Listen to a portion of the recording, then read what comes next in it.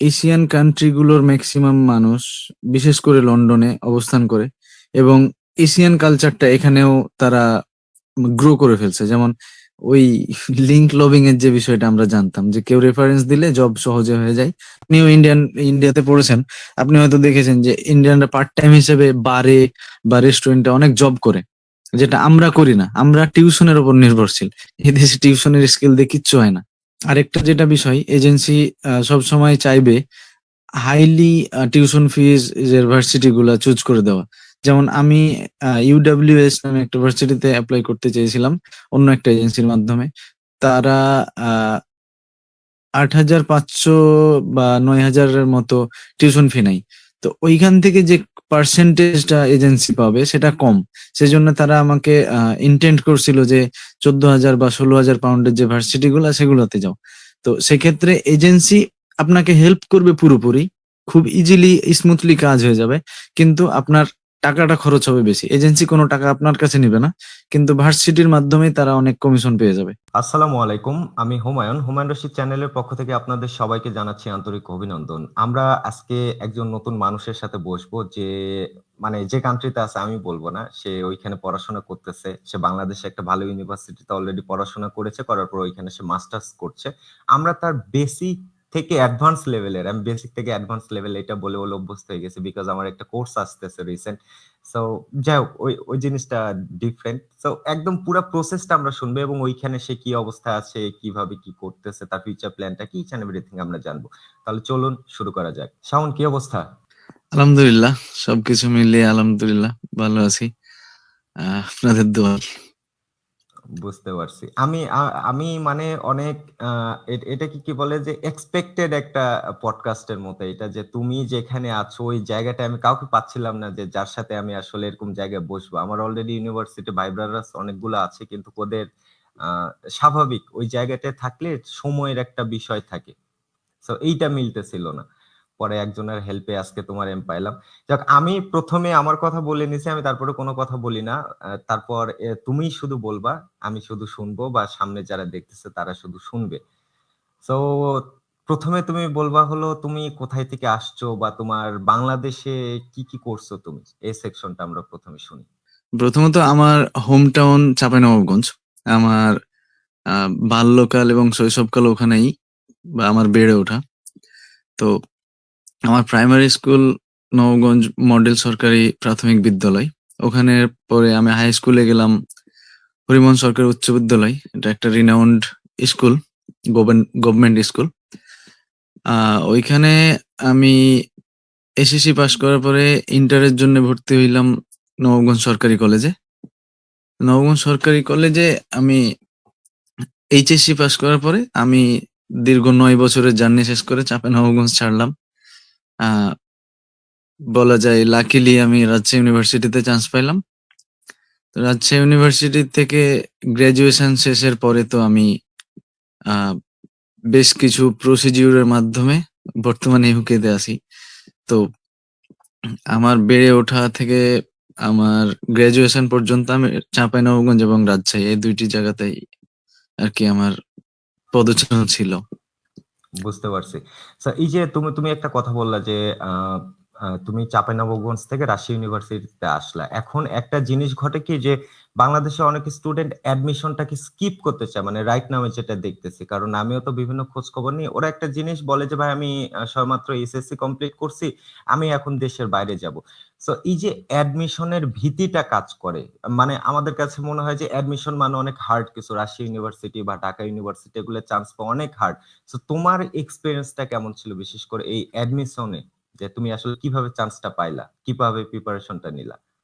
ওকে, আমি প্রথমত HSC pass করার পরে আমি যখন রাজশাহীতে আসলাম, আমি ফার্স্ট টাইম রেটিনাতে ভর্তি হয়েছিলাম। ওইখানে আমি মেডিকেল প্রিপারেশন নিয়েছিলাম। তো মেডিকেল অ্যাডমিশনে আমি আশানুরূপ বলবো না, আমার একটা ফল হয়েছিল যেটাতে আমি ১.৫ বা ২ মার্কের জন্য চান্স পাই নাই মেডিকেলে। এবং সেইবার আমি একটু বলবো যে আমার ভুল সিদ্ধান্ত ছিল। যেমন আমি ঢাকা ভার্সিটি এবং মেডিকেল ছাড়া অন্য কোথাও ফর্ম তুলি নাই। পরে মেডিকেলে যখন হয় নাই তখন আমি কিছুটা ব্রোকেন ছিলাম। পরে ঢাকা ভার্সিটিতে ট্রাই করলাম, ঢাকা ভার্সিটিতেও হয় নাই। তো এইভাবে চলার পরে সেকেন্ড টাইমের জন্য আমি প্রিপারেশন নিলাম। সেকেন্ড টাইমে আমি যখন প্রিপারেশন নিচ্ছিলাম তখন আমি যতগুলো ভার্সিটিতে সুযোগ ছিল আমি সবগুলোতেই ফর্ম তুলেছিলাম সেকেন্ড টাইমার হিসেবে। তো তখন সেকেন্ড টাইমে আমি রাজশাহী ভার্সিটিতে প্রথম ফল পাইছিলাম, যে এখানে আমার চান্স হয়েছে। তারপরে সাস্টে এবং কুষ্টিয়া ইউনিভার্সিটি, যেটা ইসলামিক ইউনিভার্সিটি অফ বাংলাদেশ, এই তিনটাতে আমার ফলাফল হওয়ার পরে আমি আর অন্য কোথাও অ্যাটেন্ড করি নাই অ্যাডমিশনে। তো পরে আমি রাজশাহী ভার্সিটিতে ভর্তি হয়েছিলাম। আমার ডিপার্টমেন্ট ছিল information science and library management. তো অ্যাডমিশনের প্রিপারেশনের যদি বিষয়টা বলি, যে আসলে এইখানে আহ, আমার কাছে যেটা মনে হয়েছে যে পরিশ্রম এবং লাক দুইটা 50-50 কাজ করে। অনেকে হিউজ পরিশ্রম করেও জাস্ট লাকের জন্য দেখা দেখা যাচ্ছে তার মানে স্কিপ করা কিছু কোয়েশ্চেন ওই পরীক্ষায় চলে আসলে তখন তার ফরে যায় না। আবার অনেকে পরিশ্রম কম করেও দেখা যাচ্ছে তার কমন কোশ্চেন গুলা পেয়ে সে চান্স পেয়ে যায়।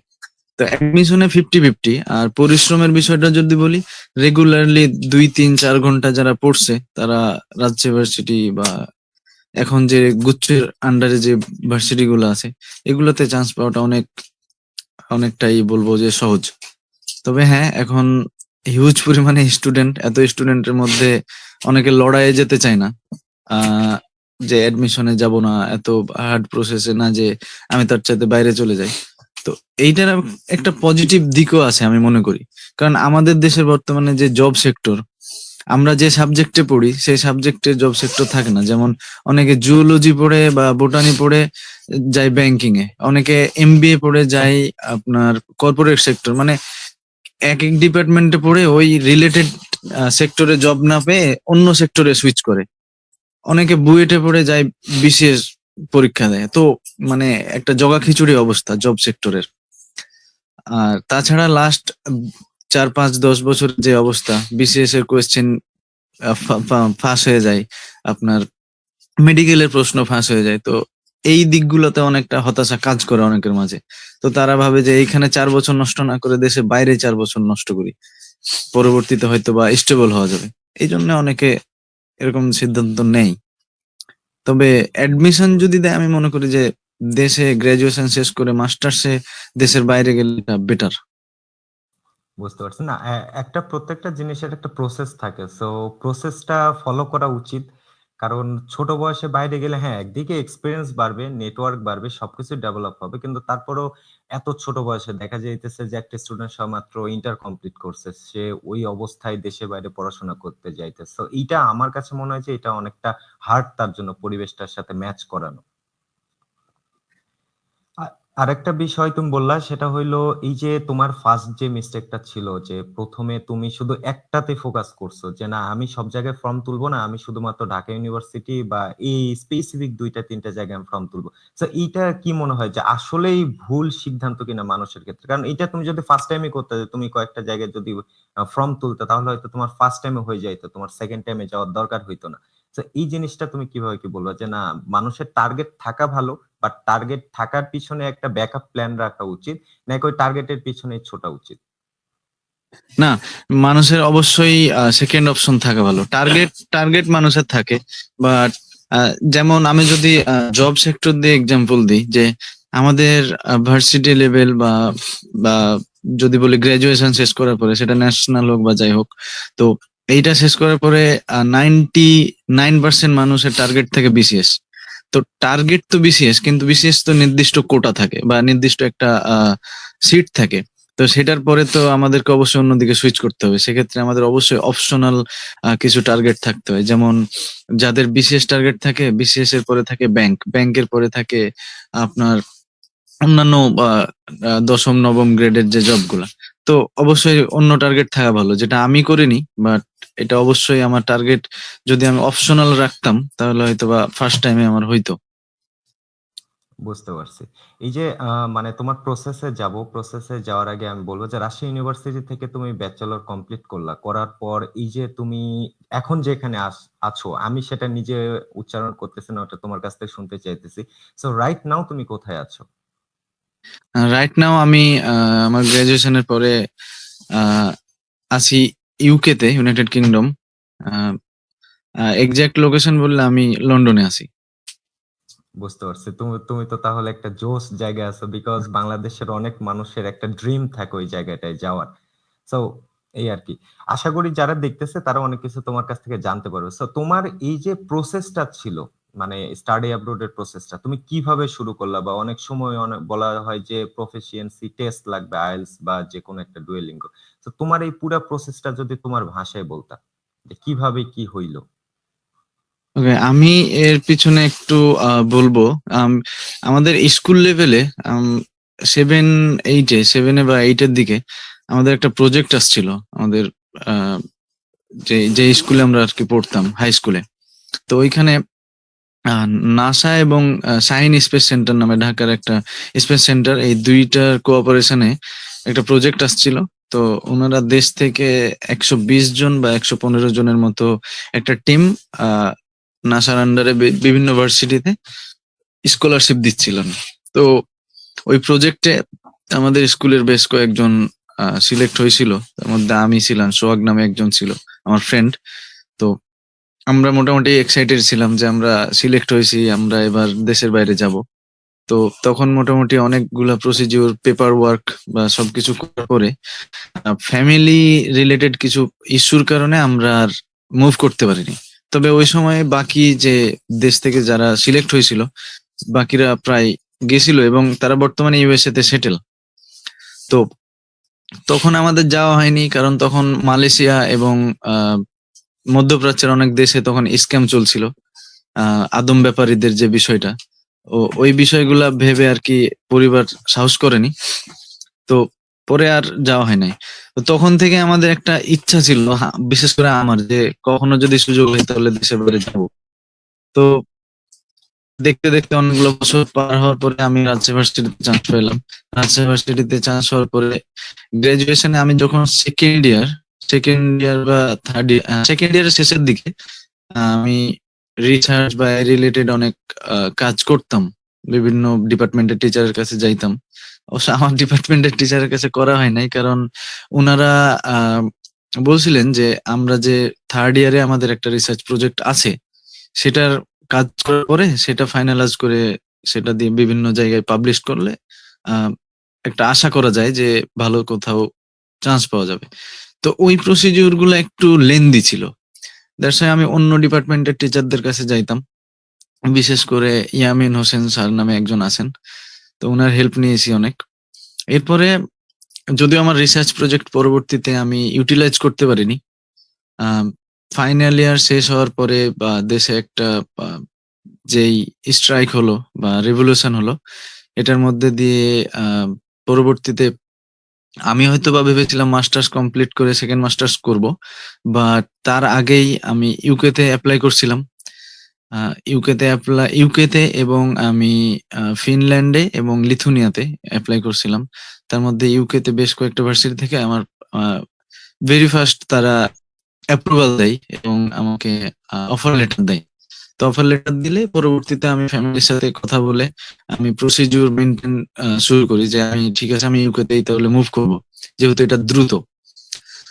পরবর্তীতে আমি আইএলটিএস কমপ্লিটের পরে গেলাম এএসজেড নামে যে একটা এজেন্সি আছে রাজশাহীতে। সেটা হচ্ছে আমাদের রাজশাহীতে আলুপট্টিতে অবস্থিত। তো উনারাই আর কি অ্যাপ্লাই করে দিয়েছিলেন। অ্যাপ্লাই এর পরে বাকি প্রসিডিউর, ঢাকায় যে আমি ফাইল সাবমিট করলাম, আমি ইন্টারভিউ ফেস করলাম। তারপরে দীর্ঘ সময় পরে আমার ভিসা অ্যাপ্রুভাল আসলো। তারপরে তো আমি ইউকেতে আসলাম।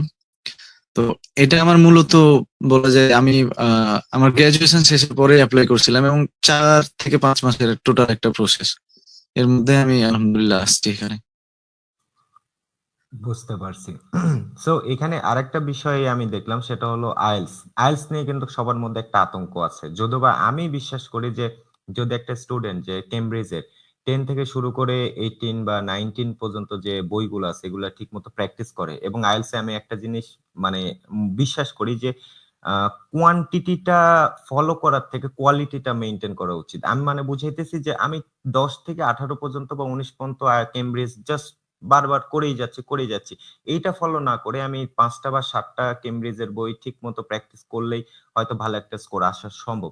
সো তোমার IELTS এর বিষয়টা কেমন ছিল? বা তুমি কিভাবে মানে তোমার ডিজায়ার্ড স্কোরটা অ্যাচিভ করলা? এই জিনিসটা যদি বলতা। বিকজ IELTS নিয়ে একটা ক্রেভ কাজ করে মানুষের মধ্যে এবং একটা আতঙ্কও কাজ করে। তুমি তোমার অনেক ফ্রেন্ডের সাথে আলোচনা করলে দেখবা যে তারাও IELTS নিয়ে একটু আতঙ্কের মধ্যে থাকে ১ম অবস্থায়। সো এই বিষয়ে তোমার মতামত কি? উম প্রথমত আম আমরা যেহেতু হাই স্কুল লেভেল থেকেই বলা যায় আমরা গ্রামাটিক্যাল বা এই ভোকাবুলারি বা এই টাইপের যে টার্ম গুলো এগুলোর সাথে পরিচিত। তো আইএলটিএস এর মেইন ফ্যাক্ট বলা যায় এইগুলাই, যাদের ভোকাবুলারি স্টোরেজ বেশি তারা আইএলটিএস এর জন্য অনেকটা এগিয়ে থাকে। আর আইএলটিএস এর যে ভীতি, এটা বলবো যে ওই আমরা ট্রাই না করে দূর থেকে অনেক কিছুই কঠিন মনে হয়, তার মধ্যে আইএলটিএস একটা। আমরা যদি শুরু করি তাহলে প্রথম ১০ দিনের মতো হয়তো বা আমাদের কাছে একটু টাফ লাগতে পারে, বাট এই টার্মটার সাথে যখন আমরা পরিচিত হয়ে যাই তখন বুঝি যে আসলে this is not that much tough. তো আমি যখন শুরু করলাম প্রথমে আহ সাইফুরসে গেছিলাম। ওখানে তমাল ভাই ছিলেন, উনি প্রচন্ড হেল্পফুল। উনি আমাকে এনকারেজ করছিলেন যে প্রবলেম নেই, প্রথম দিকে একটু খারাপ হবে বাট তুমি পারবা। তো ওইখানে আমাদের বিভিন্ন সেশন হতো, যেমন স্পিকিং সেশন হতো, লিসনিং হতো। তো এই লিসনিং এবং স্পিকিং আমার মোস্ট ফেভারিট ছিল ৪টা টার্মের মধ্যে। আর রিডিং এবং রাইটিং আমি ম্যাক্সিমাম টাইম, রিডিংটা ওনারা আমাকে ভালো মতোই বুঝাই দিয়েছিলেন। আর রাইটিংটা আমি পুরো ফ্রি হ্যান্ড রাইটিং এর একটা অভ্যাস ছিল আমার ছোট থেকে। তো এইটা আমার প্রচুর হেল্পফুল হয়েছে, কারণ আমি ওখানে নিজের মতো কোয়েশ্চেন ওয়াইজ আমি অ্যান্সার দিতে পারছি। আর আমার যে স্কোর অনেক ভালো হয়েছে তা না, কারণ আমি ওই আমাদের মাঝপথে আমাদের প্রিপারেশনের মাঝপথে দেশের অবস্থা খারাপ হয়ে গেল। তখন কোচিং ইরেগুলার হয়ে গেল, কোচিং ২ দিন হলে ৩ দিন হয় না, ৩ দিন হলে ৫ দিন হয় না, এরকম। তো বাসায় বলা যায় এবং ফোনে ফোনে হেল্প নেওয়া। তারপরে ১.৫-২ মাসের একটা প্রিপারেশনে আমি বসছিলাম। তো ১.৫-২ মাসের মধ্যে বলা যায় ১ মাস অফ। তো পরীক্ষা, আইএলটিএস পরীক্ষা যেটা বুঝলাম সেটা হচ্ছে ভীতি না থাকলে এবং নিজের কনসেন্ট্রেট যদি ঠিক রাখা যায় তাহলে ইটস কোয়াইট ইজি। তো কেউ যদি ২ মাস বা ৩ মাসের একটা প্রিপারেশন নেয় এবং অ্যাটেন্টিভলি যদি প্রিপারেশন নেয় তাহলে সে 6.5 বা 7 আর্ন করতে পারবে, আমি মনে করি। তো আইএলটিএস এর ভীতি, এটা আমি মনে করি দূর থেকে যে আমাদের ভীতি সেটা কাছ থেকে ফেস করা উচিত, তাহলে এটা ভীতি কেটে যাবে। It's true. আরেকটা বিষয় সেটা হলো IELTS এর একটা জিনিস আমার কাছে মনে হয় যে IELTS হলো একটা টেস্ট। একটা হলো তোমার প্রফিসিয়েন্সি টেস্ট। এটা একটা স্কিল। এটা এমন না যে আমি গ্রামারের একটা রুলস মুখস্থ করতেছি, করে আমি গিয়ে সেটা ডেলিভারি দিচ্ছি। জিনিসটা এমন না। সো স্কিল নিজের মধ্যে নিয়ে আসার জন্য একটু টাইম লাগবে এবং প্রত্যেকটা স্কিলই নিজের মধ্যে নিয়ে আসা সম্ভব। সো এই আরকি। আইএলটিএস এর বিষয়ে একটা ছোট্ট আমি বিষয় জানতে চাইবো। মানে এটা যদি তুমি যদি আ মানে বলতে আগ্রহী হও যে তোমার স্কোরটা কিরকম ছিল? বিকজ অনেক স্টুডেন্ট যাইতে চায় ইউকে তে। সো তাদের জন্য কতটুকু স্কোর নিয়ে আসলে পারফেক্ট হবে? বা ইউকে তে যাওয়ার জন্য উইথআউট আইএলটিএস প্রফিসিয়েন্সি টেস্ট এর অন্য কোনো অল্টারনেটিভ আছে কিনা? যেমন ডুওলিঙ্গো বা পিটিএ টাইপের কোনো টেস্ট আছে কিনা? ওকে, ফার্স্ট অফ অল আমার স্কোর ছিল 6.0। আম আমি স্পিকিং এ, যদিও আমার ফেভারিট ছিল, বাট স্পিকিং এ আমি কিছুটা খারাপ করছিলাম। কারণ ওই সময় আমি মেন্টালি ডিস্টার্ব ছিলাম বেশ কিছু বিষয়ে, যেমন আমার ভার্সিটি রিলেটেড বা আমার প্রসিডিউর রিলেটেড। বাট এটা কোনো এক্সকিউজ না যে আমি ডিস্টার্ব ছিলাম। আসলে আমি ফুল প্রিপারেশনটা হয়তো বা নিতে পারিনি সেজন্য। তবে it was enough for applying here. আমার এখানে অ্যাপ্লাই করার জন্য এটা আমার যথেষ্ট ছিল। আর যেটা অল্টারনেটিভ এর যে বিষয়টা সেটা হচ্ছে আমি মনে করি আইএলটিএস বেস্ট, কারণ এখানে অনেক বিষয় থাকে, যেমন ইউকে তে ওআইটিসি বা দুওলিঙ্গো অনেক ভার্সিটি অ্যাকসেপ্ট করে, বাট অনেক ভার্সিটি অ্যাকসেপ্ট করে, সব ভার্সিটি না। কিন্তু আইএলটিএস সব ভার্সিটি অ্যাকসেপ্ট করে। তো আমি যেটা বলবো যে প্রস্তুতি সব পরীক্ষার জন্যই নিতে হয়। Duolingo, OITC বা IELTS। তো ওইগুলাতে যদি ১০ দিন প্রস্তুতি নিতে হয় তাহলে আমি ১৫ দিনের প্রস্তুতি নিয়ে IELTS এই বসতে বলব সবাইকে। কারণ IELTS হচ্ছে ওয়ার্লড ওয়াইড অ্যাকসেপ্টেড। একটা IELTS স্কোর দিয়ে পৃথিবীর সব দেশে এপ্লাই করা যায়। কিন্তু OITC UK তে সাপোর্ট করলে অনেক সময় USA তে করে না। অনেক সময় USA তে করলে আবার ইউরোপিয়ান কান্ট্রি গুলাতে করে না। তো আমি মনে করি যেহেতু ওয়ার্লড ওয়াইড অ্যাকসেপ্টেড সেহেতু IELTS বেস্ট। IELTS করাটাই উচিত। প্লাস ইংলিশ স্পিকিং কান্ট্রি গুলোতে হলে আসলে যেকোনো ল্যাঙ্গুয়েজ টেস্ট দিলেই হয়। বাট যখন আমরা ইউরোপিয়ান কান্ট্রিতে যাব তখন যেকোনো ল্যাঙ্গুয়েজ টেস্ট না দিয়ে IELTS দিলে একটা বিষয় ভালো হয়। যেমন রেস্টুরেন্ট ওয়ার্ক বা ক্লিনিং ওয়ার্ক বা সিকিউরিটি ওয়ার্ক গুলোতে গেলে আমাদের ইন্টারন্যাশনাল ল্যাঙ্গুয়েজ আমাদেরকে হেল্প করে। তো IELTS হচ্ছে আমাদের ইন্টারন্যাশনাল ল্যাঙ্গুয়েজের ফ্রিকোয়েন্সি বা ফ্লুয়েন্সি নিয়ে আসার জন্যে বেস্ট অপশন। আমাদের জব সেক্টর বলেন বা পরবর্তীতে আমাদের যেকোনো প্ল্যান বলেন, তো সেক্ষেত্রে আমি বলব IELTS obviously IELTS needed. বুঝতে পারছি। এখানে আরেকটা বিষয় তুমি কিন্তু মেনশন করছো সেটা হলো দেখা যাইতেছে যে IELTS এ তোমার স্কোর 6। দেখো আমি একটা জিনিস মনে করি IELTS দিয়ে তো আমরা সারা জীবন কর্ম করে খাবো না। IELTS টা হলো আমরা না, দিতেছি মূলত একটা বিষয় ক্র্যাক করার জন্য বা পাস করার জন্য। সো এখানে এক্সাক্টলি। মিনিমাম একটা রিকোয়ারমেন্ট থাকে যে ভাই তুমি যদি ইউকে এর এই ইউনিভার্সিটিতে বা তুমি যদি ইউএস এর এই ইউনিভার্সিটিতে যেতে চাও তাহলে তোমার এট লিস্ট 5.5 বা 6 বা 6.5 এরকম একটা রিকোয়ারমেন্ট থাকে যে মাস্টার্স এ যারা এপ্লাই করতে চাইবে তাদের 6.5 অনেক সময় লাগে। সো তুমি তোমার টার্গেট যতটুকু ততটা অ্যাচিভ করছো এবং এইখানে এমন না যে তুমি আইএলটিএস এর ট্রেনার হবা, তোমার 8 পাইতে হবে, তোমার এক্সাক্টলি। 9 পাইতে হবে। সো তোমার উদ্দেশ্য সফল হয়েছে, দ্যাটস এনাফ। তুমি সারা জীবন তো আইএলটিএস করবা না। সো এটা যথেষ্ট পরিমাণ গুড স্কোর বিকজ তোমার প্রিপারেশন ছিল 1 মাসে। সো এটা খারাপ বলা যাবে না। তুমি তোমার নিজেকে যতই ইয়ে করো এটা এনাফ। যাই হোক, পরের যে বিষয়টা সেটা হলো তুমি যে এই যে ইউনিভার্সিটিতে অ্যাডমিশন নিলা, অ্যাডমিশনের প্রসেসটা কি ছিল? তারা কিভাবে তোমারে সিলেক্ট করলো? তারা তোমার ডকুমেন্ট দেখে সিলেক্ট করছে নাকি তোমারে তারা এই যে ভার্চুয়াল কোন ইন্টারভিউ নিছে? যে কিভাবে প্রসেসটা ছিল অ্যাডমিশনের? ওকে। আমি ইউরোপিয়ান যে কান্ট্রি গুলো বা ইউরোপিয়ান যে ইউনিভার্সিটি গুলো সেগুলো হচ্ছে আমার পেপার প্লাস হচ্ছে আমার ইন্টারভিউ নিয়েছে। ওয়ান টু ওয়ান যে ইন্টারভিউটা, তো সেখানে ইন্টারভিউ নিয়ে ওনারা রেজাল্ট দিয়েছিলেন অনেক পরে। আমি পরবর্তীতে মেইল গুলো চেক করি নাই, জানি না যে আমার ইউরোপিয়ান কোন কান্ট্রি থেকে আমার অফার লেটার আসছে কিনা। আর দ্বিতীয়ত আমার লিথুনিয়া থেকে একটা আসছিল, ভিলনিয়াস ইউনিভার্সিটি থেকে। কিন্তু ওইখানের প্রসিডিউর যদি বলি তাহলে প্রায় আনসার্টেন বলা যায় যে 50-50 অনেকটা। ভিসা পাইতেও পারি নাও পাইতে পারি, কারণ ওইখানে ভিসা রেশিও অনেক কম। আর একবার ভিসা না পাইলে আমার অনেক দেরি হয়ে যাবে। আবার যদি আমি এপ্লাই করি প্রায় ১ বছরের আরেকটা প্রসিডিউরে যাইতে হবে। আর ইউকে তে এই বিষয়টা ভালো যে ৩ মাসের মধ্যে আবার আমি এপ্লাই করতে পারবো। আর ইউকের যে অ্যাকসেপ্টেন্স এর বিষয়টা, এখানে আমি জাস্ট পেপার সাবমিট করছিলাম। আমার পেপার তারা ইনকোয়ারি করে দেখছে যে আমি এলিজিবল, দেন তারা অফার লেটার দিয়েছে এবং অফার লেটার দেওয়ার পরে একটা কাস ইন্টারভিউ হয়। এই কাস ইন্টারভিউটা মূলত আমাকে ওনারা পার্সোনালি দেখবেন, যাচাই বাছাই করবেন যে আমি পরবর্তী ইন্টারভিউ গুলো যেগুলো হবে, যেমন হোম অফিস থেকে ইন্টারভিউ হয়, তো সেগুলো ফেস করতে পারবো কিনা। কারণ ইউনিভার্সিটির একটা পার্সেন্টেজ রেশিও থাকে যে আহ, তারা যদি অফার লেটার দেয় ১৫০ জনকে, তার মধ্যে মিনিমাম ১২০ জনকে ভিসা পাইতে হবে ইন্টারভিউর মাধ্যমে। যদি না পাই তাহলে পরবর্তীতে ২-৩ বছরের জন্য তারা আর স্টুডেন্ট নিতে পারবে না। তো এরকম অনেক টার্ম থাকে। সেজন্য তারা একটা কাস ইন্টারভিউ নেয়, এলিজিবিলিটি চেক করে। তো সেটা কাশ ইন্টারভিউ হওয়ার পরে তখন আমি কাশ ডিপোজিট করি, তাদের মিনিমাম একটা ফি, যেটা দিলে আমি ভিসা অ্যাপ্লাই করতে পারবো। পরে তাদের কাশ ডিপোজিট করার পরে আমাকে ভিসা অ্যাপ্লিকেশনের জন্য তারা আনকন্ডিশনাল অফার লেটারটা দিয়ে দেয়। আনকন্ডিশনাল অফার লেটার বলতে কি, প্রথমে কন্ডিশনাল দেয়, যেমন অনেকের আইএলটিএস থাকে না, ১০-১৫ দিনের মধ্যে হবে এরকম বলে। তো সেই তথ্য অনুযায়ী তারা আনকন্ডিশনাল দেয় যে ৫,০০০ cash deposit, IELTS score minimum এত, তারপরে হচ্ছে আপনার গ্র্যাজুয়েশন বা গ্র্যাজুয়েশনের রেজাল্টে তো এই টাইপের কয়েকটা রিকোয়ারমেন্ট থাকে। তো দেখা যায় অনেকের ২ টাই পূরণ হয়, ১ টা হয় না। তখন তারা আনকন্ডিশনাল অফার লেটার পায়। পরবর্তীতে ওই কন্ডিশনটাও যখন পূরণ হয়ে যায়, ফাইনালি তারা আনকন্ডিশনাল অফার লেটার দেয়। তো ১ম এ কন্ডিশনাল, পরে আনকন্ডিশনাল। এই আনকন্ডিশনাল পাওয়ার পরে তখন আমি ভিসার জন্য এপ্লাই করলাম। ভিসার জন্য এপ্লাই করার পরে তাদের ক্রিসমাস অফ ছিল। ক্রিসমাস অফের পরে আমার ইন্টারভিউ হইল।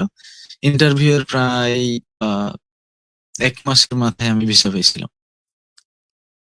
বুঝতে পারছি। এখানে আরেকটা বিষয় আমি এড করবো, এই যে তোমার ভিসা পাওয়ার বিষয়টা। যেমন ইউএস এর যেটা হয়, যেমন আমার ক্ষেত্রে কি ঘটছে, আমি এম্বাসিতে গেছি। এম্বাসিতে আমাকে জাস্ট কোশ্চেন করছে। কোশ্চেন করার পর এমন হয়েছে যে আমার আর সামনে ৩ জনকে রিজেক্ট করে দিছে, আমারে দিছে। সো এই যে ইউএস এর ক্ষেত্রে যে জিনিসটা করতে হয় যে লাইভ ইন্টারভিউ, এইখানে ইউএস এ যদি তোমারে রিজেক্ট করে তাহলে দেখা যায় এই যে আমি ১ বছরের স্ট্রাগল করলাম, এটা আমার টোটালি ওয়েস্ট জাস্ট ২ মিনিটের মধ্যে।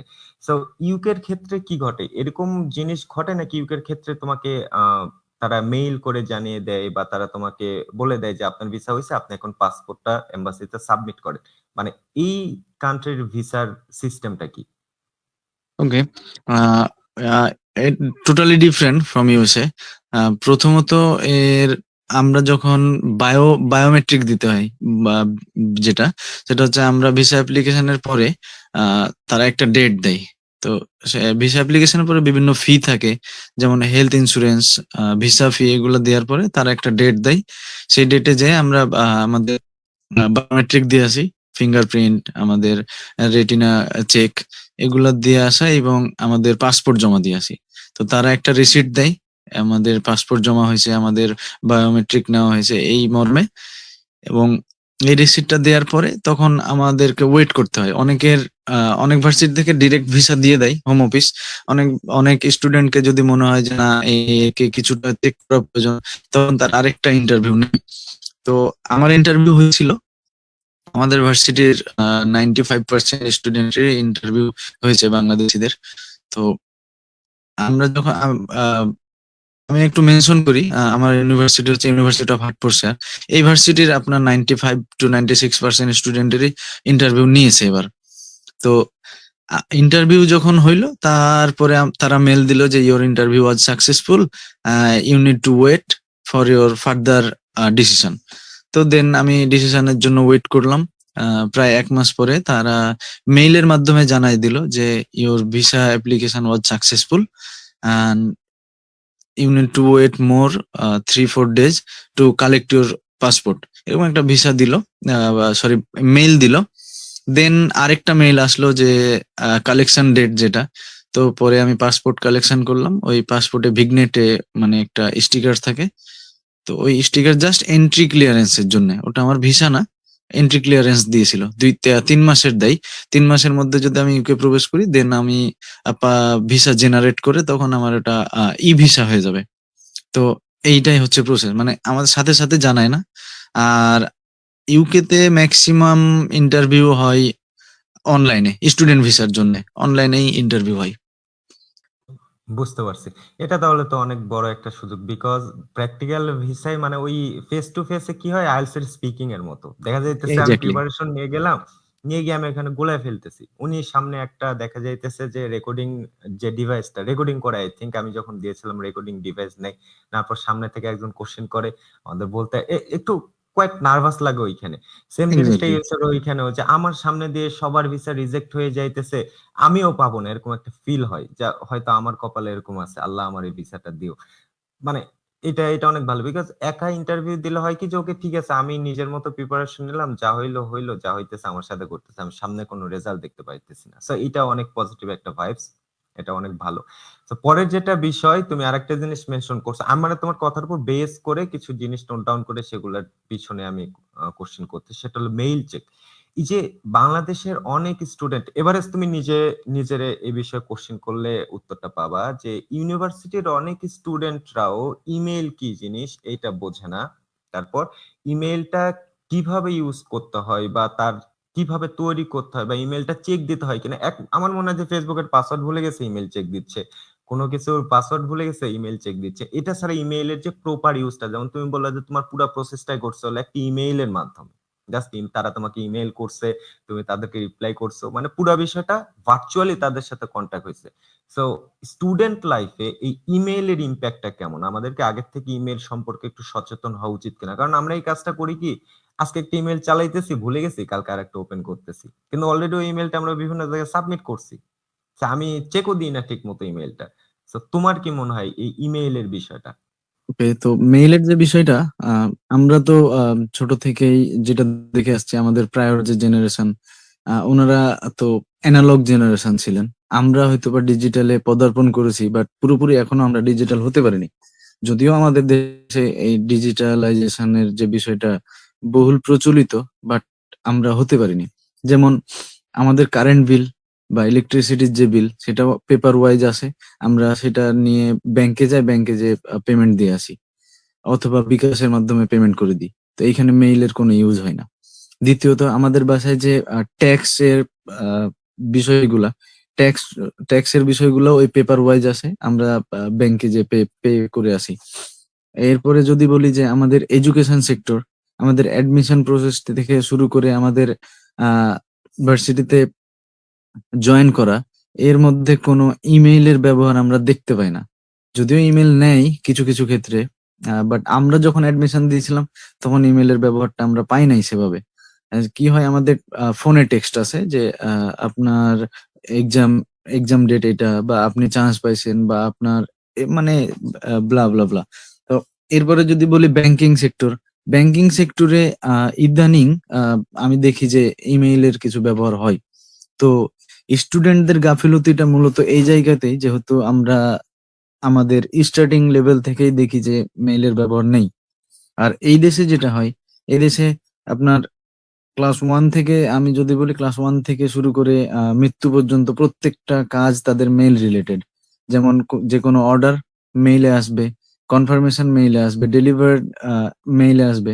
আপনি কোনো ব্যাংক কার্ড যদি এপ্লাই করেন, তাহলে ব্যাংক থেকে যেয়ে নিয়ে আসতে হবে না কোনো ডেটে।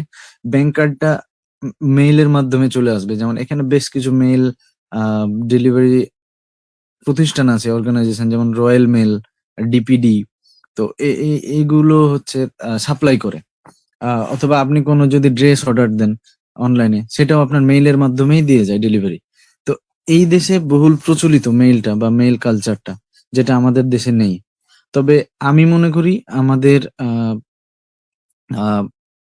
দেশের গভর্নমেন্ট বলি, বা আমাদের যে দেশের যেকোনো অর্গানাইজেশন ওয়ার্ক বলি, এইটা যদি মেইলের মাধ্যমে এখন থেকে শুরু করে, যেমন ব্যাংকিং সেক্টরটা শুরু হয়েছে, তাহলে স্টুডেন্ট বলেন আর সাধারণ মানুষ বলেন, সকলেরই এই মেইল কালচারের মধ্যে ইনক্লুড করা সম্ভব।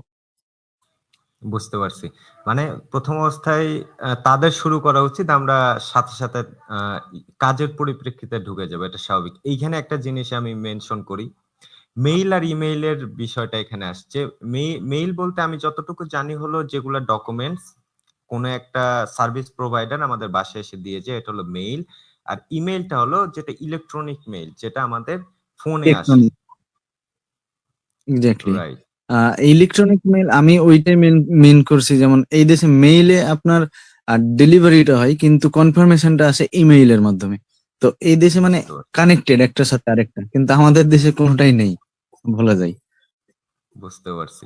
সো যাক, তোমার ভিসা এবং অ্যাডমিশনের প্রসেসটা এখন শুনলাম। মানে এতক্ষণ আমরা শুনলাম তোমার বাংলাদেশের অবস্থা শুনলাম। এখন তোমার ইউকে এর পরিবেশটা নিয়ে শুনবো যে এজ এ স্টুডেন্ট তুমি ইউকে তে কিরকম ফিল করতেছো এখন, বা কি করতেছো? পড়াশোনা বা পড়াশোনার পাশাপাশি কোনো পার্ট টাইম জব করতেছো কিনা?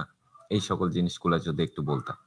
ওকে, ইউকের প্রথমত জব সেক্টর বা জব সিচুয়েশন নিয়ে যদি বলি, তাহলে হ্যাঁ, অন্যান্য ইউরোপিয়ান কান্ট্রি বা ইউএসএ বা আদার্স যে ইংলিশ স্পিকিং কান্ট্রি আছে, কানাডা, অস্ট্রেলিয়া, এগুলোর চাইতে জব সিকিউর করা কিছুটা টাফ। তবে পাওয়া যায়।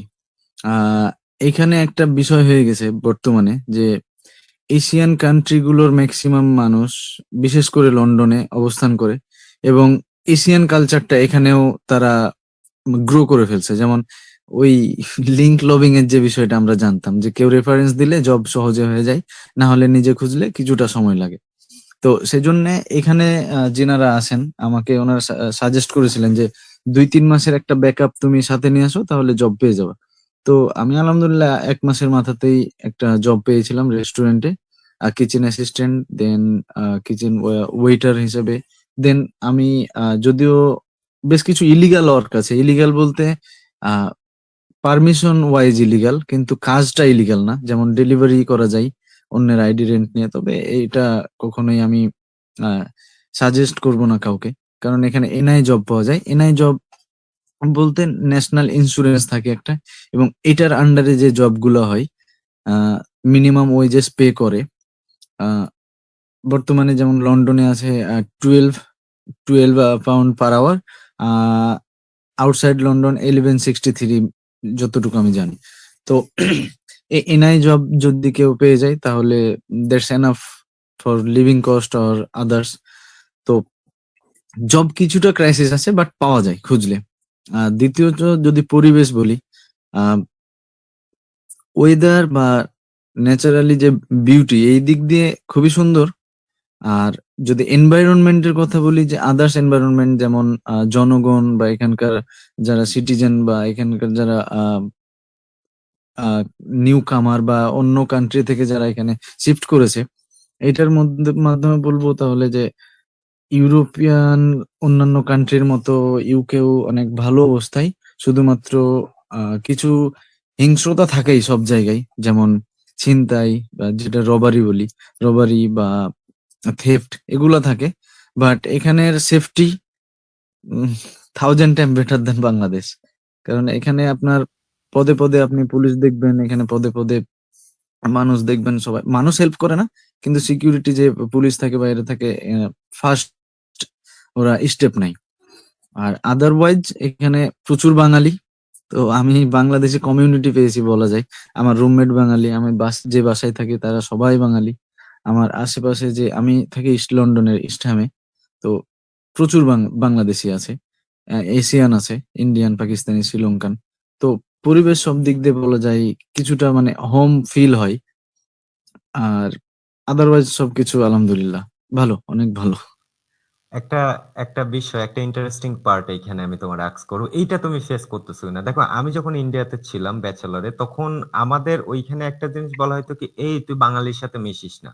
মানে বাঙালির সাথে মিশিস না বলতে কি এরকম হয় যে তুই একটা জায়গায় আসছিস, বাঙালিরা এমন যে ওরা নিজেদের কালচারটাই, তুই যদি একটা গ্রুপের মধ্যে থাকোস, আমি আমি তুই করে জিনিসটা বলছি কারণ তারা আমাকে যেভাবে বলছে।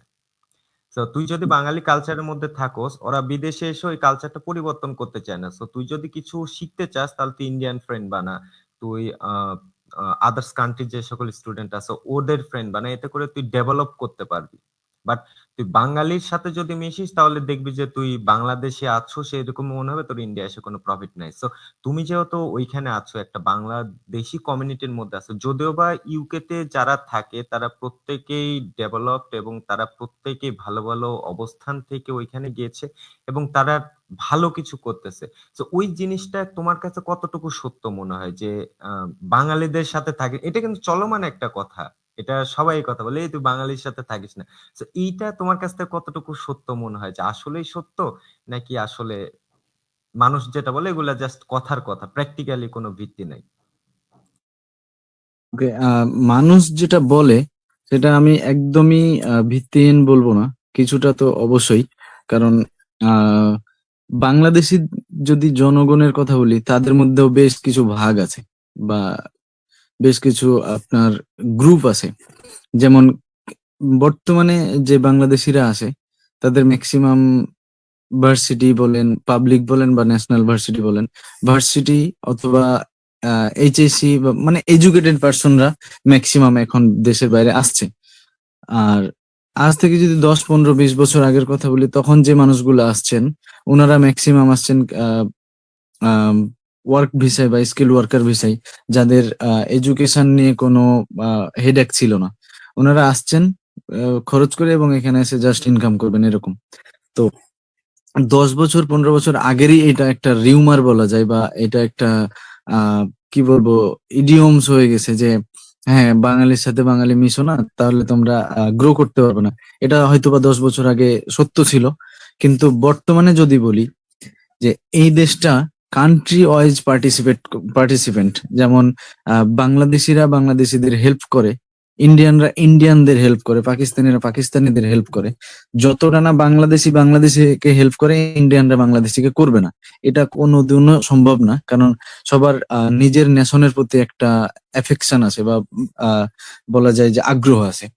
তো সবাই সবাই চাইবে নিজের নেশনটা আগায় যাক, বা নিজের নেশনের কেউ একটা জব পাক, বা নিজের নেশনের কেউ একটু ভালো করুক। তো এই দেশে যেইটা, সেটা হচ্ছে প্রতিযোগিতার মধ্যে। তো এই দেশে প্রতিযোগিতা পার্সন টু পার্সনের চাইতে কান্ট্রি টু কান্ট্রি হয়। সেজন্য আগে যেটা হয়েছে যে ইন্ডিয়াতে গেলে আপনার ওইখানে বেশ কিছু বিষয় থাকে। বাংলাদেশিরা আহ নিজেদের ডেভেলপমেন্টের চাইতে নিজেদের কালচার ডেভেলপমেন্টে বেশি মনোযোগ দেয়। যেমন আমি একটু ব্যাকডেটেড ছিলাম, ওকে ইন্ডিয়ান একটা ফ্রেন্ড বানাই, বা পাকিস্তানি একটা ফ্রেন্ড বানাই, তাদের কালচারের সাথে একটু ম্যাচ করি, দেন নিজেকে একটু ক্লাসি দেখানোর ট্রাই করি। এইটা এই দেশে না, এখানে সবাই ক্লাসি, সে ইন্ডিয়ান হোক আর পাকিস্তানি হোক, বাংলাদেশি হোক। তো এইখানে এই কথাটা এখন আর পুরোপুরি সত্য না।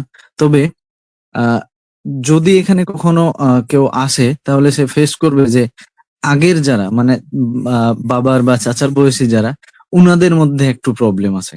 যেমন উনারা হেল্পফুল না। ম্যাক্সিমাম টাইম যেটা হয় সেটা হচ্ছে আপনার রেস্টুরেন্টের যারা সেফ থাকে, আহ, আগের, মানে আহ, বলবো বয়স্ক মানুষ যারা, ওনারা প্রচন্ড রুড হয়। এবং তাদের কাছ থেকে আমাদের শেখার মতো কিছু নেই, কারণ আমরা শিখতে চাইবো সিম্প্যাথি, আমরা শিখতে চাইবো পেশেন্স, আমরা শিখতে চাইবো যে সহযোগিতা। তো ওনাদের মধ্যে এটা নাই। বাট বর্তমানের যারা আছে, লাস্ট 10 ইয়ার্স এর যারা আছে, তারা প্রচন্ড হেল্পফুল, এবং কান্ট্রি ওয়াইজ সবকিছু এখানে প্রতিযোগিতা হয়। বুঝতে পারছি। সো এই জিনিসটা একটা বলতে গেলে যে মিথ, এই জিনিসটা চলমান থাকে, এটা মিথ, এগুলা থাকবে। সেই জিনিসগুলা থেকে আমাদের নিজেদের বের হয়ে আসতে হবে। আরেকটা বিষয় সেটা হলো তোমার এখানে পার্ট টাইম জব করে। কারণ একটা স্টুডেন্ট যখন বাংলাদেশ থেকে ইউকে তে যাবে, যাওয়ার পর তার ফার্স্ট প্রায়োরিটি সে কিন্তু বাসাতে বলে যে আমি ইউকে তে যাইতেছি, মানে আমি আমার নিজেকে বেয়ার করতে পারবো। তো এই জিনিসটার বাস্তবতা কতটুকু ইউকে তে? সে কি আসলেই পার্ট টাইম জব করে সার্ভাইভ করতে পারবে কিনা, বা তার টিউশন ফিটা নেক্সট ইয়ারের জন্য পে করতে পারবে কিনা? তোমার কাছ থেকে কেমন, মানে কি মনে হয়? ওকে, টিউশন ফি এবং লিভিং কস্ট, এই দুইটার মধ্যে হিউজ ডিফারেন্স আছে একটা। তো আমি যখন দেশের বাইরে আসবো প্ল্যান করলাম, তখন থেকে আমি যে ইনকোয়ারি গুলা করতাম, তার মধ্যে একটা ছিল, আমি এখানে যে পরিচিত ভাইরা ছিলেন, ওনাদের কাছে আমি কোশ্চেন করেছিলাম যে এখানে টিউশন ফি দেওয়া যায় কিনা। আসার পরে তো ওনারা আমাকে একদম যেটা ট্রু সেটা বলছিলেন যে তুমি যদি 70% বা 75% দিয়ে আসো, তাহলে বাকি যে 25% বা 30% থাকবে, সেটা বিয়ার করতে পারবা। বাট এখানে পার্ট টাইম জব করে যে তুমি তোমার টিউশন ফি পুরোটা দিতে পারবা, এটা কখনোই সম্ভব না। কারণ স্টুডেন্টদের একটা লিমিটেড ওয়ার্ক পারমিট আওয়ার্স থাকে, যেমন 20 আওয়ার্স এখানে পারমিশন আছে। তো 20 আওয়ার্সে আমি যদি ফুল 20 আওয়ার্স করতে পারি, তাহলে আমার 20 আওয়ার্স মাল্টিপ্লাই 12 করলে 960 আসে মান্থলি। 960 দিয়ে আপনি 500-600 এর মতো মান্থলি কস্ট যায় এখানে থাকা খাওয়া। তো বাকি 400 পাউন্ড দিয়ে কখনো টিউশন ফি দেওয়া সম্ভব না। তবে যদি কেউ 70% দিয়ে আসে, তাহলে দেখা যাচ্ছে 10,000 পাউন্ড টিউশন ফি হলে বাকি 7,000 পাউন্ড দিয়ে আসলে বাকি 3,000 তখন ওই 1 বছরের মধ্যে জমানো সম্ভব। আর যদি শুধু লিভিং কস্টে যায়, তাহলে এটা খুবই খুবই ইজিলি সম্ভব। কারণ একটা পার্ট টাইম জব করলে মান্থলি মিনিমাম 800 বা 850 পাউন্ড ইনকাম করা যায়। যেখানে লিভিং কস্ট, যদি আমরা সর্বোচ্চ ভালো খেয়ে পরে, যেটা বলি, ভালো খেয়ে পরে থাকি, এবং আমরা মাসে 2-1 জায়গায় ঘুরতে যাই, তাহলে আমাদের সর্বোচ্চ 700 খরচ হবে। সো লিভিং কস্ট অবশ্যই পসিবল, তবে টিউশন ফি দেওয়াটা অনেকটা ইম্পসিবল। আর বিশেষ করে মাস্টার্স এর জন্য কিছুটা পসিবল, যদি 60+ দিয়ে আসে। আর যারা গ্রাজুয়েশনে আছে, তাদেরকে বলবো এটা কোয়াইট ইম্পসিবল, এটা নিয়ে চিন্তা করাই যাবে না। যে আমরা এখানে যাব, প্রথম বছরেরটা দিয়ে আসলাম, তারপর থেকে আমরা নিজেরা ইনকাম করে দিব, এটা কখনোই সম্ভব না। কারণ আমাদের লিমিটেড ওয়ার্ক আওয়ার। বুঝতে পারছি। আমি লাস্ট ২ টা ইয়েতে করব। আর অনেকক্ষণ তুমি টাইম দিছো। Thank you so much, because ঐরকম অবস্থায় থেকে টাইম নো দেওয়াটা প্রবলেম। খুবই টাফ। লাস্ট দুইটার আগের কোশ্চেনটা হলো এই যে তুমি বললা যে ওইখানে ফিজিক্যাল ওয়ার্ক কিন্তু দুইটা প্যাটার্ন আছে, একটা হলো ফিজিক্যাল ওয়ার্ক আর একটা হলো তোমার অনলাইন ওয়ার্ক। সো ফিজিক্যাল ওয়ার্কে তোমার লিমিটেশন থাকতেছে যে উইকলি 20 আওয়ার্স, বাট তুমি যদি এরকম কি মনে হয় যে যদি তোমার অনলাইনের কোনো স্কিল, যেমন সেটা ডিজিটাল মার্কেটিং হোক, ওয়েব ডেভেলপমেন্ট হোক, গ্রাফিক্স ডিজাইন হোক, যে কোনো যে স্কিলগুলো আসলে একটা মানুষ নিজে আয়ত্ত করে আর্নিং এর জন্য, সেই স্কিলগুলো নিয়ে যদি কোনো স্টুডেন্ট দেশের বাইরে যায় তাহলে সেই স্কিলটা তার জন্য কতটুকু হেল্পফুল হবে আর্নিং এর ক্ষেত্রে? বিকজ বাংলাদেশ থেকে ওই কাজটা করে যে পরিমাণ সে আর্নিং করবে, সে যদি ইউকে তে থাকাকালীন অবস্থায় কাজটা করে সে কিন্তু ভালো একটা ফিডব্যাক পাবে। তো তোমার কি মনে হয় যে ওইরকম একটা স্কিল থাকলে, কারণ ওইরকম স্কিল থাকলে তার কোনো লিমিটেশন নাই, সে ইচ্ছা মতো কাজ করতে পারতেছে, কারণ ওইখানে গিয়ে পুলিশ বললো না ভাই তুমি এই কাজ করতে পারবে না। তো তোমার কি মনে হয় যে এরকম স্কিল থাকার প্রয়োজন আছে না নাই যারা যাবে দেশের বাইরে? ওকে। স্কিল থাকলে অবশ্যই অনেক, অনেক ভালো এটা। কারণ স্কিল থাকলে লিমিটেশন থাকবে না ওয়ার্ক। তবে এখানে ২ টা ফ্যাক্ট আছে। একটা হচ্ছে আমার ওই স্কিল নিয়ে যদি আমি সেলফ এমপ্লয়েড হই, যে আমি নিজেই কাজ করব, নিজেই পেমেন্ট নিবো এবং এখানে কোনো আ আ মিডল পারসন থাকবে না বা মিডল কোম্পানি থাকবে না। সো আমি আপনার সাথে কাজ করছি, আপনি আমাকে ডিরেক্ট পেমেন্ট দিচ্ছেন। সো সেক্ষেত্রে সেলফ এমপ্লয়েড এ অনলাইন স্কিল থাকলে এটা বেস্ট। কারণ আনলিমিটেড ইনকাম করা যায়।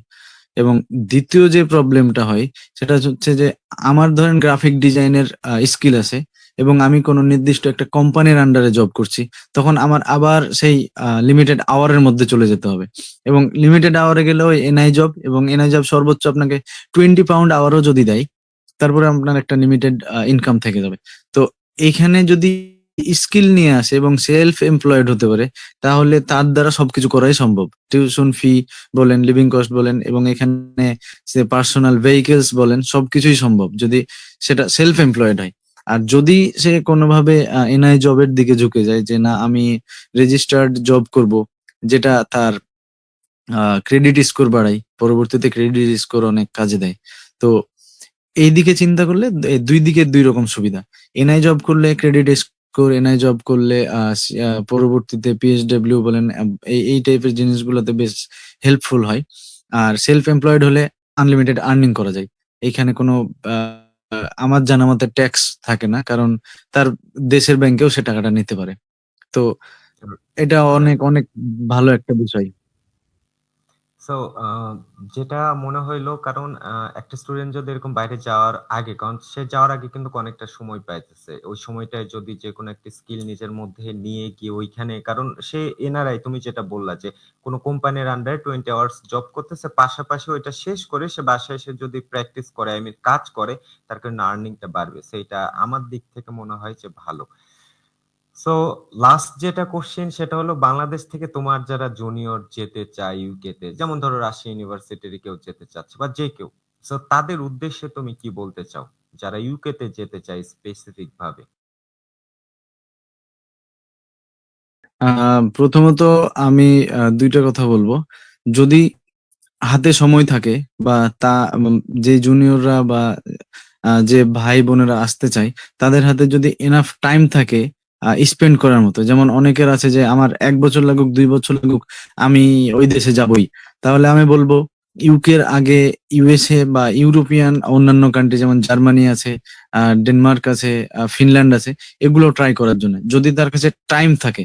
কারণ টাইমলি কাজ করতে পারলে জার্মানি অবশ্যই ইউকের থেকে বেস্ট অপশন, বেটার অপশন। কারণ জার্মানির যে আ আ ফিন্যান্সিয়াল সিচুয়েশন বা আর্থিক যে অবস্থা সেটা ইউকের থেকে অনেক ভালো। তবে তাদের হাতে যদি সময় কম থাকে তাহলে they are mostly welcome in UK. Because UK কখনো টাইম কনজিউম করে না হিউজ। ৩ থেকে ৪ মাসের একটা প্রসেসে ইউকে আসা যায়। এবং ইউকেতে আসার সবচাইতে বড় যে বিষয়টা এটা হচ্ছে আ one of the 4 English speaking countries. So এখানে আসলে পরবর্তীতে তার বিভিন্ন দেশে সুইচ করার যে আ সুবিধা বা সম্ভাবনা এটা অনেক বেড়ে যায়। দ্বিতীয়ত পরবর্তীতে IELTS এর জন্যও আর কোনো কিছু ফেস করা লাগে না, যেটা আ ইউরোপিয়ান আদার সেনজেন কান্ট্রিতে গেলে পরবর্তীতে হয়তোবা আবার IELTS এর জন্য বসতে হতে পারে। তো সেক্ষেত্রে আমি বলবো টাইম থাকলে অবশ্যই বেটার কান্ট্রি, আর টাইম না থাকলে ইউকে। ইউকে জব সিচুয়েশন অন্যান্য দেশের চাইতে কম, বাট জব আছে যদি তার কাছে স্কিল থাকে, যেটা আমাদের দেশের ম্যাক্সিমাম স্টুডেন্টের থাকে না। ইভেন আমারও ছিল না। এখানে অনেক জব, কিন্তু স্কিলের অভাবে আমি অনেক জব পাচ্ছিলাম না। যেমন এখানে আপনার রেস্টুরেন্টের ওয়েটার ভালো একটা পে করে, কিন্তু আমরা প্রথম এসে পাই না কেন? কারণ ইন্ডিয়ানরা এই কালচারটার সাথে প্রচুর মানে পরিচিত। আপনিও ইন্ডিয়াতে পড়েছেন, আপনি হয়তো দেখেছেন যে ইন্ডিয়ানরা পার্ট টাইম হিসেবে বারে বা রেস্টুরেন্টে অনেক জব করে, যেটা আমরা করি না। আমরা টিউশনের উপর নির্ভরশীল। এদেশে টিউশনের স্কিল দিয়ে কিচ্ছু হয় না। আর দ্বিতীয়ত, অন্যান্য দেশে যাইতে পারলে আপনার যতটা আর্ন করা সম্ভব এবং পিআর পাওয়া যতটা সহজ, ইউকেতে তার চেয়ে একটু কঠিন। তবে ইউকে যদি আসার জন্য মনস্থির কেউ করে, যেহেতু এখানে প্রসেসটা সহজ, তাহলে বলবো যে বাংলাদেশি যে ভাই ব্রাদাররা আছে, তাদের সাথে যোগাযোগ করে সবকিছু তথ্য নিয়ে দে আর মোস্টলি ওয়েলকাম। আচ্ছা, এখানে একটা লাস্টে একটা জিনিস তুমি মেনশন করছো, এটা আমার রিপিট করতে হবে। তুমি এখানে কিন্তু এজেন্সির কথা বলতে পারতা, যে ভাই তুমি যে কোনো একটা এজেন্সির সাথে যোগাযোগ করতে। তুমি এখানে ভাই ব্রাদারের কথা কেন বললা? যে আসলে যারা অলরেডি ওকে, সেখানে আছে। ওকে। এজেন্সিরা অনেক কিছু আপনার অতিরঞ্জিত করে বলে। যেমন আমার এজেন্সি আমাকে প্রচুর হেল্প করেছে, তাদের প্রতি আমার কোনো অভিযোগ নাই। কিন্তু তারা যদি আমাকে বলতো যে লন্ডন থেকে আমার ভার্সিটি 2 ঘন্টার পথ, তাহলে আমার মেন্টাল সেট আপটা সুন্দরভাবে নিয়ে আসতে পারতাম। কিন্তু তারা আমাকে বলেছিল লন্ডন থেকে হার্টফোর্ডশায়ার জাস্ট 30 বা 45 মিনিটস এর পথ। কিন্তু এখানে আসার পরে আমি দেখলাম বাস্তবতাটা ভিন্ন। এখান থেকে যাইতে প্রায় 2 ঘন্টা লাগে, এবং এখানের যে কস্ট, এটা হিউজ। 120 পাউন্ড চলে যায় মান্থলি, প্রায় 2 দিন সপ্তাহে ক্লাস থাকলেও। আর আরেকটা যেটা বিষয়, এজেন্সি সবসময় চাইবে হাইলি টিউশন ফিজ এর ভার্সিটি গুলা চুজ করে দেওয়া। যেমন আমি ইউডাব্লিউএস নামে একটা ভার্সিটিতে অ্যাপ্লাই করতে চেয়েছিলাম অন্য একটা এজেন্সির মাধ্যমে। তারা 8,500 বা 9,000-এর মতো টিউশন ফি নেয়। তো ওইখান থেকে যে পার্সেন্টেজটা এজেন্সি পাবে সেটা কম। সেজন্য তারা আমাকে ইন্টেন্ট করছিল যে 14,000 বা 16,000 পাউন্ডের যে ভার্সিটি গুলা সেগুলোতে যাও। তো সেক্ষেত্রে এজেন্সি আপনাকে হেল্প করবে পুরোপুরি, খুব ইজিলি স্মুথলি কাজ হয়ে যাবে, কিন্তু আপনার টাকাটা খরচ হবে বেশি। এজেন্সি কোনো টাকা আপনার কাছে নিবে না, কিন্তু ভার্সিটির মাধ্যমে তারা অনেক কমিশন পেয়ে যাবে। তো এখানে যারা আছে তাদের কাছে যদি জিজ্ঞেস করে, তাহলে অথেন্টিক যে ইনফরমেশন গুলো সেগুলো অন্তত পাবে। কোন সিটিতে থাকা ভালো হবে, কোন ভার্সিটিতে পড়া ভালো হবে, কোন কোন জায়গায় ভার্সিটি গুলো চুজ করা ঠিক হবে, এই তথ্যগুলো আমরা যতটা অনেস্টলি দিব, তারা এতটা অনেস্টলি দিবে না। It's true. যাক, তুমি তুমি মানে পুরো ইন্টারভিউ এর মধ্যে লাস্টের এই জিনিস, লাস্টের দুইটা জিনিস খুব সুন্দর করে বলছো। একটা জিনিস হইলো যে বাংলাদেশের মানুষজন মানে স্কিল বেসড কাজগুলোর সাথে অভ্যস্ত না, যেটা বাইরের মানুষজন অলরেডি অভ্যস্ত। দ্যাটস ওয়াই তারা বিভিন্ন জায়গায় গিয়ে অলরেডি জিনিসগুলো ক্যাপচার করে ফেলে।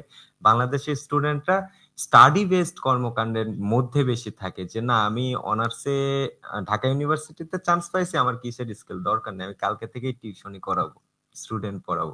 It's true. আর পরের যে বিষয়টা সেটা হলো এজেন্সি। এজেন্সি এটা করে বিকজ আমি জানি, আমি এজেন্সি নিয়ে প্রচুর রিসার্চ করছি, গত 1 বছরে আমি কাজও করছি, সে 2021 সাল থেকে। সো তাদের এই প্যাটার্নটার খুবই খারাপ একটা প্যাটার্ন। কারণ একটা স্টুডেন্টকে তারা কিছু বলে না, যে বলা হয় যে তোমার এখানে গেলে কোনো ফাইল ওপেনিং চার্জ নাই, তোমার কোনো আমরা কস্ট নিচ্ছি না, কিচ্ছু নিচ্ছি না, তুমি স্মুথ চলে যাও, আমাদের কোনো প্রফিট নেই। কিন্তু সে তোমাকে হাই পেয়েবল একটা ইউনিভার্সিটিতে এনরোল করায়, ওইখান থেকে সে কিন্তু নিয়ে নিচ্ছে। It's true. সেইটা অনেক জোস ছিল এবং খুব আমার ভালো লাগছে। আই অ্যাপ্রিসিয়েট, বিকজ এই সত্য কথাটা একমাত্র জানা যাবে স্টুডেন্টের কাছে যারা স্পটে আছে। বাংলাদেশ থেকে জানা যাবে না। বিকজ বাংলাদেশে যারা কাউন্সিলিং করে তারা রিডিং কিছু বই পড়ে তাদেরকে যেভাবে মেন্টরিং করায় যে আপনি স্টুডেন্টকে এইভাবে বুঝাবেন, ওর বাহিরে তাদের কোনো নলেজ নাই। যদি থাকতো তাহলে তোমাকে সে বলতে পারতো যে আপনার ইউনিভার্সিটি লন্ডন থেকে 2 কিলোমিটার দূরে, বিকজ তার এক্স্যাক্টলি। কোনো নলেজ নাই এই বিষয়ে। সো এটা অনেক সুন্দর একটা কথা বলছো। Shaon, thank you so much.